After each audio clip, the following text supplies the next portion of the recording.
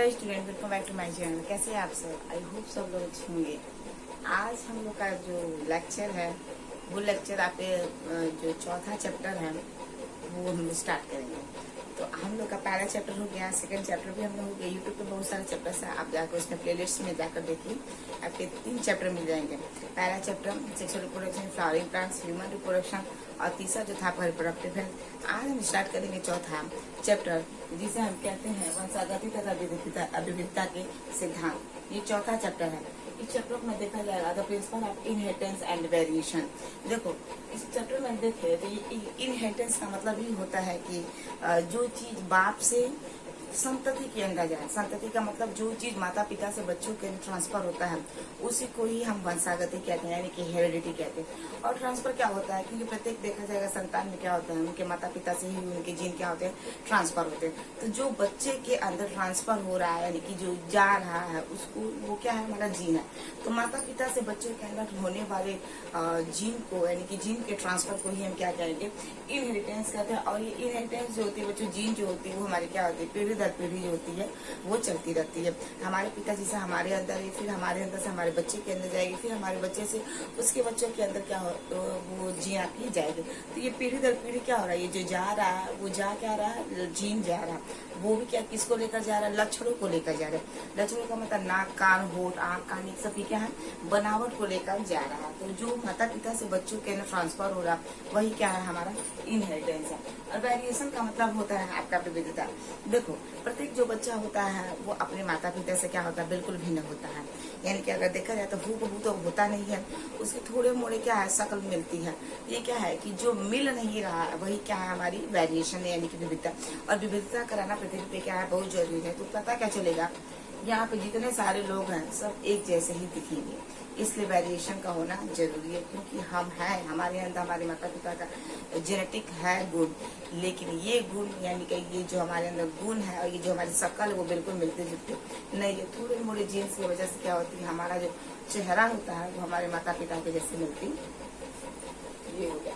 इस चैप्टर में अगर देखा जाए बच्चों, तो ये इनहेरिटेंस और वेरिएशन को देने वाला जो आपका पूरा सिद्धांत था, एक वैज्ञानिक था जिसका नाम था ग्रेगर जॉर्ज मेंडल।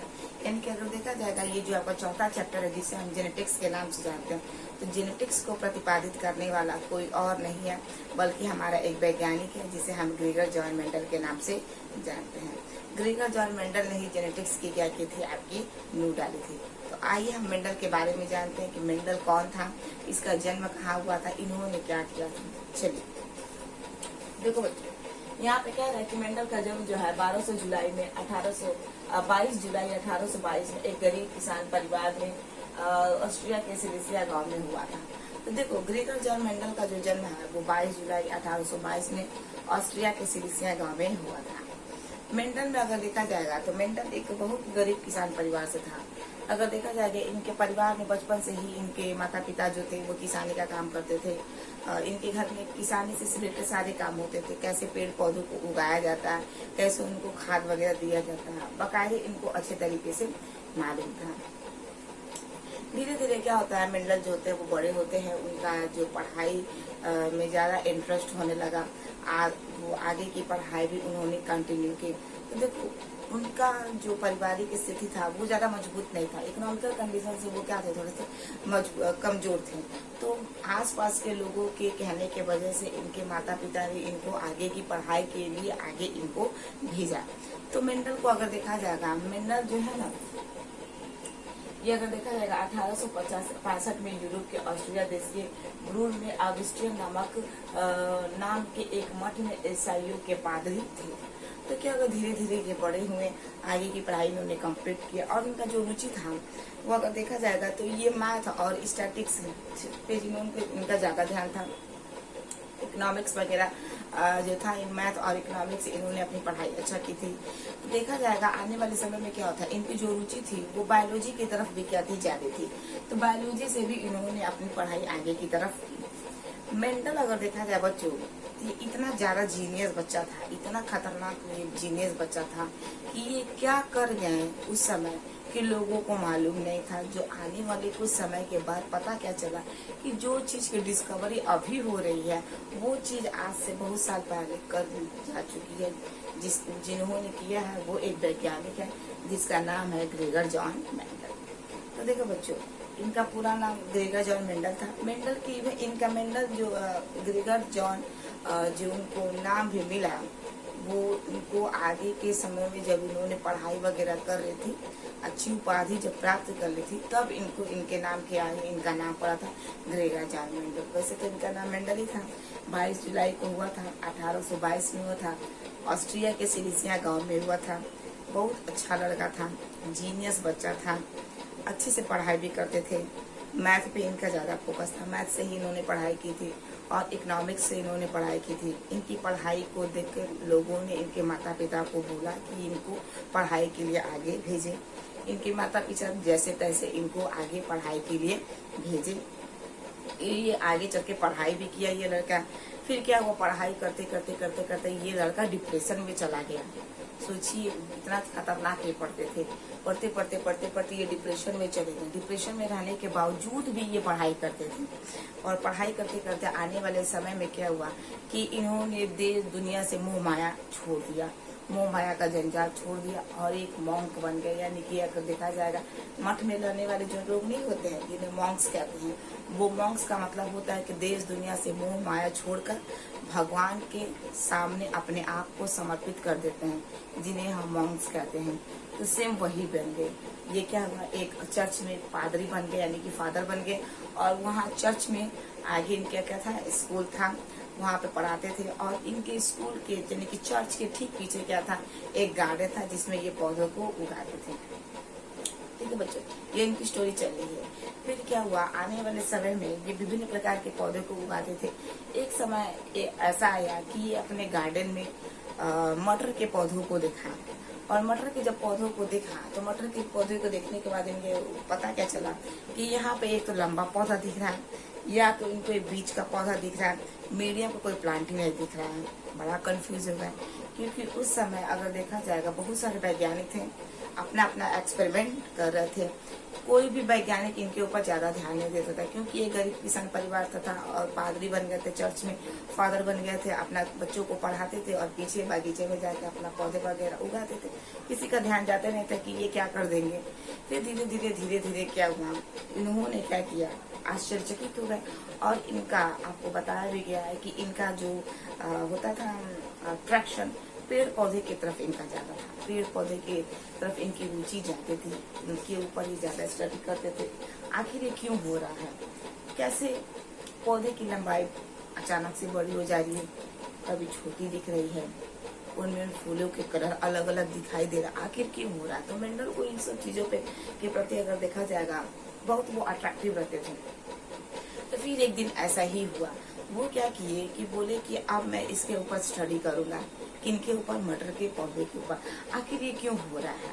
तो क्या किया मेंडल ने अपने जीवन में अगर देखा जाएगा, यही यहाँ पे देखो सन, मेंडल ने मटर का ऐतिहासिक प्रयोग करना स्टार्ट कर दिया। वो भी कब से स्टार्ट कर दिया, 1856 से 1863 तक। यानी कि टोटल अगर देखा जाए तो कहीं 7 साल होते हैं, कहीं 8 साल का नाम दिया जाता है।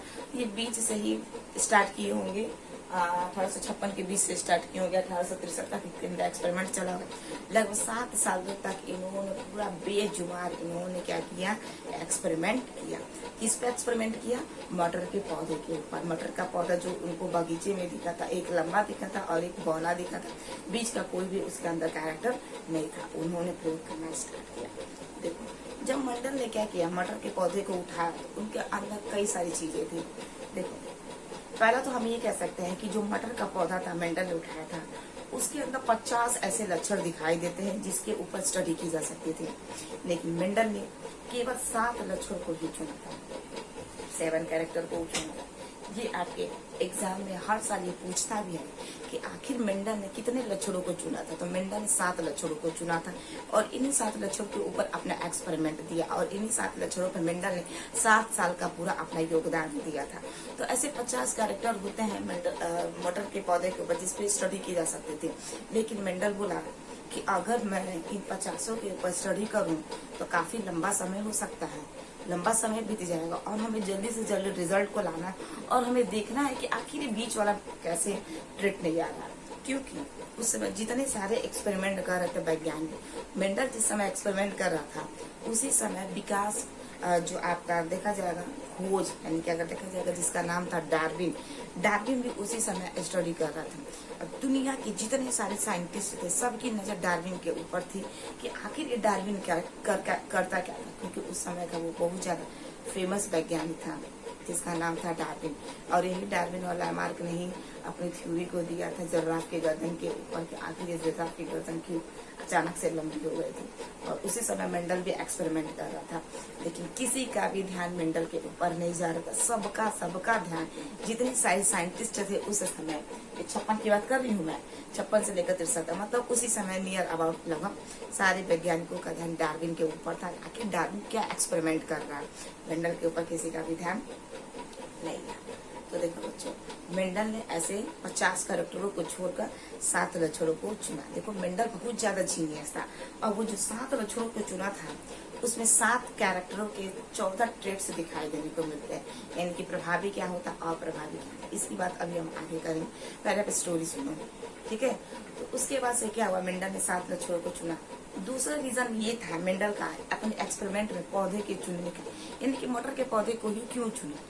तो देखो दूसरा मतलब ये था मटर का जो पौधा होता है वो आपका एनुअल प्लांट्स होता है, वार्षिक पौधा होता है, यानी कि एक साल में देखा जाएगा 2 से 3 बार इसे हम क्या कर सकते हैं, उगा सकते हैं। पहला रीजन, अगर मेंडल इन मटर के पौधे के अलावा अगर कोई दूसरा पौधा चुनता तो मेंडल को काफी लंबा समय लग जाता है। अगर मान लो अगर इसी मटर के पौधे के अलावा अगर हमने आम का पौधा चुनते, आम पे हमको एक्सपेरिमेंट करने में लंबा समय लगेगा, क्योंकि उसकी प्रोजीनी आने में 4 साल 5 साल लगी, तो 4-5 साल तक उसके बच्चे आएंगे, फिर उसके बच्चे आए, और इतना मेरे पास समय नहीं है, क्योंकि 7 ही साल में मेंडल पूरा इतिहास पलट दिया था, ठीक है। तो मेंडल का रीजन पहला ये था कि मेंडल ने 50 कैरेक्टरों को छोड़कर 7 लक्षणों को चुना था। दूसरा रीजन ये था, मेंडल ने बोला कि ये जो मटर का पौधा है ये क्या है, एनुअल प्लांट्स है, आसानी से इसे एक साल में 2 से 3 बार उगा सकते हैं, मतलब 3 से 4 महीने में इसके हम बच्चे प्राप्त कर सकते हैं, फिर उसको उगा कर उसके बच्चे हम प्राप्त कर सकते हैं। तो एक साल में 3 से 4 बार इससे हम प्रोजीनी ला सकते हैं। दूसरा कंडीशन ये था। तीसरा कंडीशन ये था मेंडल का, आखिर क्यों उसने प्लांट्स को, पी प्लांट्स को क्यों चुना। तो तीसरा कंडीशन ये था कि मेंडल ने जिसको चुना था मटर के पौधे का, वो आपका बाइसेक्सुअल प्लांट है। बाइसेक्सुअल प्लांट्स का मतलब ये होता है कि उसके अंदर नर भी है और उसके अंदर मादा भी है। नर मादा जब रहते हैं तो स्वपरागण की क्रिया जो होती है वो चांसेस ज्यादा होते हैं। तो बाइसेक्सुअल का मतलब क्या है, एक ही फूल में नर भी है और मादा भी, और आराम से क्या होता है, फर्टिलाइजेशन हो जाता है। तीसरा कंडीशन आपका मेंडल ने चुना था। किसका, आपका जो प्री प्लांट्स था वो आपका क्या था, प्री प्लांट्स आपका देखा जाएगा वो एनुअल प्लांट्स था, ठीक है बच्चों। तो ये आपका रीजन था मेंडल के मटर के पौधे को चुनना। उसके बाद से क्या हुआ बच्चों, मेंडल ने आराम से क्या किया, मटर के पौधे को चुना, और चुनने के बाद क्या किया बच्चों, आराम से 7 साल तक क्या किया, अपना एक्सपेरिमेंट दिया। और इन्हीं 7 साल के बाद क्या हुआ, आने वाले समय में, यानी कि देखो ये उन्होंने जो मटर का पौधा चुना था उसको कभी कभी पूछ देता है कि वैज्ञानिक के नाम क्या है, तो पाइथन से टाइबम है, यानी कि गार्डन पेज जिसे हम मटर खाते हैं ना ठंड के समय, वही था। फिर देखो 1865 में ऑस्ट्रिया के ब्रून्स एंड एग मैगजीन में क्या क्या पब्लिश करा दे, लेकिन तभी भी इसकी ध्यान ये जो एक्सपेरिमेंट कर रहा था इन 7 सालों में मेंडल, तभी भी किसी का भी ध्यान इस मेंडल के ऊपर नहीं जा रहा था, क्योंकि ये जो मेंडल था वो अपने एक्सपेरिमेंट में मैथ का भी यूज कर रहे थे, और अपने देखा जाएगा मैथ का ज्यादा इस्तेमाल कर रहे थे। तो लोगों के दिमाग में ये पल्ले नहीं पड़ रहा था कि ये वैज्ञानिक जो है बायोलॉजी में मैथ क्यों घुस आ रहा है। भाई कॉमन सी बात है, मैथ क्यों जा रहा था, इसलिए लोगों के दिमाग में ये जाता भी नहीं था। दूसरा कंडीशन ये था कि मेंडल जो काम करता था वो लोग फिजिकल प्रमाण मांगते थे, हमको करके दिखाए, फिजिकल हमको करके दिखाइए आखिर क्या है। मेंडल बार बार एक चीज को इंडिकेट करता है कि जो बच्चा है कोई न कोई ऐसी चीज है जो माता पिता से बच्चे के अंदर आ रही है। मेंडल ने उस चीज को फैक्टर बोला था, ध्यान से समझिएगा। मेंडल ने उस चीज को क्या बोला था, फैक्टर बोल रहा था। अभी के समय में उस फैक्टर को हम लोग जीन बोलते हैं, क्योंकि यही वो जीन है जो माता पिता से बच्चों के अंदर गुणों को लेकर आती है। ये जो जीन है वो नाक की बनावट को बच्चे के अंदर लेकर आएगी। वो ये जो जीन है माता पिता का होठ है, गाल है, चीक्स है, हाथ पैर की बनावट, ये सारी जीन है जो माता पिता से बच्चे के अंदर आती है। और मेंडल यही वो चीज कह रहा था कि कुछ न कुछ ऐसी चीज है, वो ऐसी चीज है, उसको वो कारक बोल रहा था, फैक्टर बोल रहा था। अभी के समय में बाद में ये पता क्या चला कि ये जो मेंडल बार बार बोल रहा है ये कारक जा रहा है, कारक जा रहा है, असल में वो कारक क्या है, वो जीन है जो जा रहा है, ट्रांसफर हो रहा है। तो ये चीज था, तभी भी लोग के दिमाग में ये मतलब उसका जो एक्सपेरिमेंट था लोगों के पल्ले नहीं पड़ रहा था, जो अपनी बातों को वो कहना चाह रहा था। दूसरा कंडीशन ये था कि उस समय अगर देखा जाएगा नेटवर्किंग सुविधा भी नहीं थी। अभी के समय में क्या नेटवर्किंग सुविधा है, लोग अपनी बातों को नेटवर्क के जरिए सोशल मीडिया में ज्यादातर फैला दे। उस समय ऐसा कुछ नहीं था, नेटवर्क नहीं था, इसलिए मेंडल का सिद्धांत लोगों के पास पहुंच नहीं पा रहा था। ये भी था कि मेंडल अपने एक्सपेरिमेंट में मैथ का यूज कर रहा था, क्योंकि उसने मैथ से पढ़ाई भी की थी और बायोलॉजी में मैथ का यूज कर रहा था, लेकिन लोगों के दिमाग में पल्ले नहीं पड़ रहा था कि ये बायोलॉजी में मैथ क्यों घुसा रहा। लेकिन मैथ के वजह से उसने अपने प्रयोग को अच्छे तरीके से एक्सपेरिमेंट किया। तो ये भी चीज था। उसमें अगर देखा जाएगा आने वाले समय में मैंने कम्युनिकेशन स्किल्स जो है उस समय ठीक ठाक नहीं था, ठीक है, तो ये था। उसके बाद से अगर देखा जाएगा तो मेंडल क्या हुआ, ये सारा एक्सपेरिमेंट कर रहा था, किसी का ध्यान वगैरह जा नहीं रहा था। मेंडल के एक्सपेरिमेंट करने के बाद यानी कि 56 से लेकर 63 तक एक्सपेरिमेंट करने के बाद क्या हुआ, मेंडल ने सन 1865 में ही अपनी सिद्धांत को जो उसने एक्सपेरिमेंट किया था 7 सालों में जो एक्सपेरिमेंट किया था, जिसमें उन्होंने अपने 3 लॉज दिए थे मेंडल ने, law of dominance, law of independent assortment और लॉ ऑफ सेग्रीगेशन। ये 3 नियम दिए थे। इन तीनों नियमों को मतलब मेंडल ने अपने जीवन का मतलब इन 7 सालों में जो भी काम किया था उन सारे कामों को अपने एक्सपेरिमेंट के 2 साल के बाद सन 1865 ईस्वी में उसी शहर के ऑस्ट्रिया के ब्रून शहर में ही एक लोकल मैगजीन में अपने सिद्धांतों को क्या किया, प्रतिपादित करा दिया। मैंने अपने सिद्धांतों को पब्लिश करा दिया, ठीक है, यानी कि अपने एक्सपेरिमेंट करने के 2 साल के बाद 1865 में उसके सिद्धांत क्या हो गया बच्चों, पब्लिश हो गया। पब्लिश होने के 16 साल के बाद भी मेंडल के ऊपर किसी का भी ध्यान नहीं जाता है, ध्यान से समझिएगा।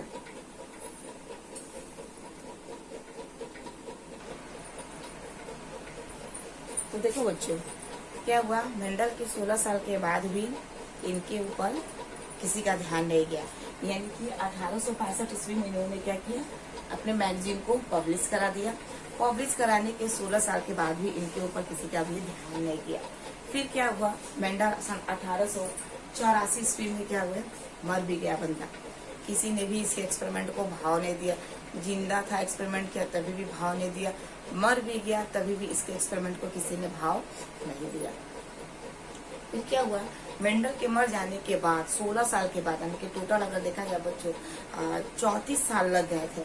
34 साल के बाद क्या हुआ, मेंडल के सिद्धांत को रीडिस्कवर किया गया। यानी कि देखा जाएगा सन 1900 में 3 वैज्ञानिक होते हैं और 3 अलग अलग वैज्ञानिक होते हैं। तीनों वैज्ञानिकों का नाम अगर देखा जाए, पहला कार्ल कोरेंस, ह्यूगो डिब्रिज और सिर मैक। ये 3 अलग अलग देश के 3 अलग अलग वैज्ञानिक थे। एक हॉलैंड का था, एक जर्मनी का था और एक आपका ऑस्ट्रिया का था। ये 3 अलग अलग वैज्ञानिकों के हाथ मेंडल का मैगजीन लग गया सन 1800। ये अपना अलग अलग एक्सपेरिमेंट भी कर रहे थे, अलग अलग जगहों पे अपना काम भी कर रहे थे। सोचो इत्तेफाक, देखो भगवान का करिश्मा देखिए अभी। सन 1900 में यही 3 वैज्ञानिक आए थे, कार्ल कोरेंस, ह्यूगो डिब्रिज और सिर मैक। तीनों के हाथों मैगजीन लग गया मेंडल का सिद्धांतों का। जब लगा तो उन्होंने जब उन्होंने देखा तो बोला कि अरे भाई, अभी के समय में जो एक्सपेरिमेंट कर रहे हैं लोग, यानी कि वैज्ञानिक जिस पे के ऊपर अभी के समय एक्सपेरिमेंट कर रहे हैं जीन के ऊपर, ये तो आज से 34 साल पहले की जा चुकी है। और वो एक वैज्ञानिक है जिसका नाम है ग्रेगर जॉन मेंडल, जिसने कि सिद्धांतों को किसी ने भाव नहीं दिया। उन्होंने ये एक्सपेरिमेंट को देखा और फिर क्या हुआ कि इन तीनों वैज्ञानिकों ने मिलकर अलग अलग क्या हुआ, मेंडल के सिद्धांतों को लाइन बाय लाइन एक्सपेरिमेंट किया। और जब लाइन बाय लाइन जब एक्सपेरिमेंट किया तो बोला कि ये बिल्कुल हूबहू क्या हुआ, मिल रहा है, जुल रहा है। यानी कि जो अभी के समय हम एक्सपेरिमेंट कर रहे हैं, और ये मेंडल क्या हुआ, ये मर जा चुका है। अपने एक्सपेरिमेंट को मैगजीन में छपवा का वो जो मैगजीन में जो सिद्धांत है वो जिसको हम लोग कर वो क्या हुआ, टोटल मिल गया। तो यही तीन वैज्ञानिक, देखो ये तीन वैज्ञानिक चाहते तो मेंडल के सिद्धांतों को दबा सकते थे अपना नाम लगाकर सॉरी, लेकिन इन्होंने मेंडल के सिद्धांतों को दबाया नहीं, बल्कि मेंडल के सिद्धांतों को उजागर किया, लोगों के सामने, दुनिया के सामने लाया कि आखिर ये वैज्ञानिक कौन था जिसने इतना खतरनाक एक्सपेरिमेंट कर दिया, जिसको अभी के समय में हम फादर ऑफ जेनेटिक्स के नाम से जानते हैं। तो यही तीन वैज्ञानिक थे, कार्ल कोरेंस, ह्यूगो ड्यूब्रिज और सेनबैक, जिन्होंने मेंडल के सिद्धांतों का रीडिस्कवर किया। और आज के समय में हम रीडिस्कवर के नाम से जानते हैं मेंडल के सिद्धांत। और एग्जाम में पूछता है कि इन्होंने किसने सिद्धांत को रीडिस्कवर किया, तो रीडिस्कवर बाय मेंडलिज्म सिद्धांत, यानी कि Mendelism theory discovered by 3 scientist, Carl Correns, Hugo ड्यूब्रिज और सेनबैक। इन तीनों वैज्ञानिकों ने मिलकर मेंडल के सिद्धांतों को खोज किया। और आज के समय में हम मॉडर्न आपका जो जेनेटिक्स है, मॉडर्न जेनेटिक्स के जो फादर है, जिन्हें हम ग्रेगर जॉन मेंडल कहते हैं, उनको हम अपने आप को क्या करते हैं, समर्पित करते हैं। तो ये जो तीनों वैज्ञानिकों ने प्रतिपादित किया और डिस्कवर करने के बाद मेंडल को मरणोपरांत क्या मिली, उपाधि वगैरह मिली, इन तीनों वैज्ञानिकों के वजह से। अगर ये तीन वैज्ञानिक ने अगर इन मेंडल के सिद्धांतों को नहीं डिस्कवर किया तो मेंडल का कहीं ना कहीं वो जो उनकी किताबों में रखी हुई उनके जो एक्सपेरिमेंट है वो दबे के दबे रह जाते, और हमको अभी तक पता नहीं चलता कि वो आखिर वो वैज्ञानिक है। इनका जो जेनेटिक्स है वो हर जगह काम आता है। इनके जेनेटिक्स के बिना, इनके सिद्धांतों के बिना हम जेनेटिक्स को अच्छे तरीके से नहीं पढ़ सकते। जेनेटिक्स को अच्छे से पढ़ने के लिए हमें मेंडल को पढ़ना जरूरी है। जब तक हम मेंडल के बारे में नहीं पढ़ेंगे, मेंडल के एक्सपेरिमेंट को नहीं पढ़ेंगे, तब तक हमको जेनेटिक्स बिल्कुल समझ ही में नहीं आएगा। तो ये क्वेश्चन आपका पूछ भी देता है कि जेनेटिक्स के फादर कौन है, तो यही आपके ग्रेगर जॉन मेंडल है। तो ये मेंडल की स्टोरी, आई होप आपको अच्छी लगी हो। तो बिल्कुल बहुत आसान चैप्टर है, चौथा चैप्टर। इस 4th चैप्टर में जिसे हम इनहेरिटेंस एंड वेरिएशन के नाम से जानते हैं, यहाँ पे केवल हम मेंडल के सिद्धांतों को पढ़ेंगे।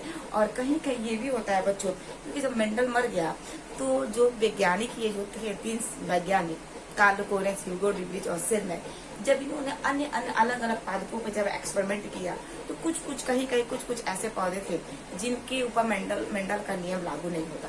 तो हम ऐसा नहीं कहते हैं कि मेंडल ने एक ही पौधे पे एक्सपेरिमेंट करके अपने एक्सपेरिमेंट को छपा कर चला गया, ऐसा नहीं है। दुनिया में ऐसे बहुत सारे पौधे थे, क्योंकि मेंडल 7 ही साल एक्सपेरिमेंट किया और सारे पे पढ़ाई नहीं की थी, मर भी गया था बेचारा, जिंदा रहता तो बहुत सारे एक्सपेरिमेंट करते। कुछ ऐसे पौधे हैं जिसे हम मिराबिलस जलापा कहते हैं। मतलब मिराबिलस जलापा के ऊपर अगर एक्सपेरिमेंट किया जाए तो रिजल्ट नहीं मिलता। वो अभी आपको आने वाले टाइम में हम बताएंगे रिजल्ट एक्सपेरिमेंट करके कि आखिर वो उसके ऊपर क्यों नहीं वो रिजल्ट आता। तो कुछ पौधे हैं, मतलब बस जानिए कि कुछ पौधे ऐसे हैं जिनके ऊपर मेंडल का एक्सपेरिमेंट काम नहीं करता। तो इसका मतलब ये नहीं है कि मेंडल का एक्सपेरिमेंट गलत है। बहुत सारे ऐसे पौधे हैं नेचर में जहाँ पे मेंडल का कहीं नियम लागू नहीं होता है, तो उस नियम को हम मेंडलिज्म अनुपात का विचलन कहते हैं। मतलब मेंडल का सिद्धांत वहाँ पे विचलित हो गया, मतलब लागू नहीं हुआ है। तो कुछ है जिसे हम अपूर्ण प्रभाविता कहेंगे, कोडोमिनेंस कहेंगे। 2 ऐसे नियम है जहाँ पे मेंडल का नियम लागू नहीं होता है। बाकी इस दुनिया में जितने सारे जीव हैं, जितने सारे ऑर्गेनिज्म है, मेंडल का सिद्धांत लगे बिना कोई भी जीव का नहीं होता। चाहे हम ह्यूमंस में, हमारे अंदर भी जो आपका देखा जाएगा जीन्स का जो डिफरेंशिएशन हो वो मेंडल का सिद्धांत लगता है। उसी के हिसाब से क्या होता है, ये सारे जीन इधर भी जाते हैं उधर भी जाते हैं। जेनेटिक्स जब आप पढ़ेंगे तो आपको लाइन बाय लाइन ऐसे तरीके से क्लियर होगी। अभी बस आपको स्टोरी बताई जा रही है कि आखिर मेंडल कौन था। ये चैप्टर का ओवरऑल जो व्यू था, एक समरी थी, इसे वैज्ञानिक के ऊपर है। ठीक है। तो ये 4th चैप्टर है, बहुत इंटरेस्टिंग चैप्टर है। इसमें केवल एक्सपेरिमेंट करके बताया जाएगा। मेंडल के नियम बार बार आएंगे, क्योंकि ये ऐसा चैप्टर है जिसको हम लाइन बाय लाइन नहीं पढ़ सकते।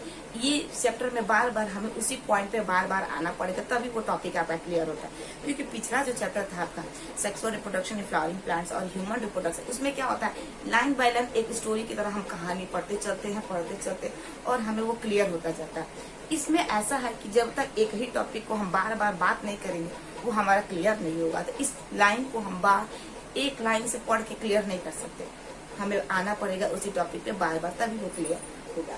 तो ये हमारा चैप्टर है। इनहेरिटेंस का मतलब होता है माता पिता से जो बच्चे के अंदर आता है वही हमारा क्या इनहेरिटेंस है। वेरिएशन का मतलब क्या होता है, प्रत्येक बच्चा अपने माता पिता से बिल्कुल भिन्न होता है, जिसे हम वेरिएशन कहते हैं। और जन्म 1822 में 22 जुलाई 1822 मलेशिया में हुई थी, और इनकी जो मृत्यु हो गई थी 1884 ईस्वी में।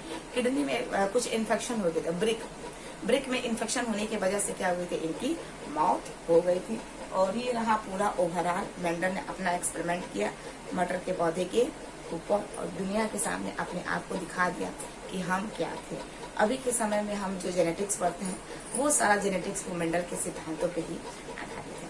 ठीक है बच्चों, तो आप इस वीडियो को अच्छे से देखिएगा और ज्यादा से ज्यादा शेयर करिए, फॉलो करिए। आई होप आपको अच्छी लगी वीडियो, तो प्लीज लाइक शेयर और सब्सक्राइब करिए। और जो भी आपके कमेंट्स में डाउट वगैरह नीचे कमेंट सेक्शन में कमेंट करिए, ताकि वो कमेंट हमारे जरिए तक पहुंचे और आपके क्वेश्चन को सॉल्व किया जाए। ठीक है बच्चों, तो ये पहला चौथा चैप्टर है। इस चौथे चैप्टर का ये ओवर आपके सामने एक स्टोरी दिया है मेंडल के बारे में। मेंडल के बारे में हमने आपको बता दिया। अब मेंडल का हम लोग एक्सपेरिमेंट देखेंगे कि आखिर मेंडल ने अपने एक्सपेरिमेंट क्या क्या दिया था। लेकिन मेंडल के एक्सपेरिमेंट पढ़ने के पहले हम उसके कुछ टूल्स को देखेंगे, आखिर अपने एक्सपेरिमेंट में क्या क्या ऐसी चीजों का इस्तेमाल किया था और इस्तेमाल करके अपने एक्सपेरिमेंट को। तब तक के लिए इसमें thank you so much, bye बच्चों, टेक केयर ऑफ योरसेल्फ।